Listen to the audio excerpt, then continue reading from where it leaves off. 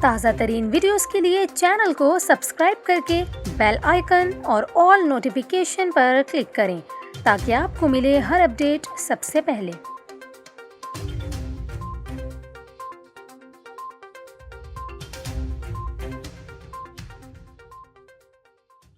آج کی ویڈیو میں ہم بات کریں گے لاہور میں مینار پاکستان کے احاطے میں پیش آنے والے انتہائی شرمناک واقعے اور اس پر وزیر اعظم عمران خان کے بیان سے متعلق۔ جیسا کہ آپ جانتے ہیں کہ گزشتہ روز ٹک ٹاکر عائشہ اکرم کی ویڈیوز سوشل میڈیا پر وائرل ہوئی ہیں، جس میں 400 افراد کا ہجوم اس نوجوان لڑکی کو نہ صرف ہراس کر رہا ہے بلکہ اس کے کپڑے پھاڑ کر اسے ہوا میں بھی اچھالا گیا۔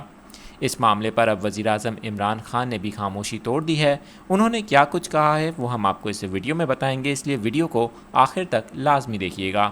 وزیر اعظم عمران خان نے اس واقعے کا نوٹس لیتے ہوئے اس میں ملوث تمام افراد کو فوری گرفتار کرنے کا حکم دیا ہے۔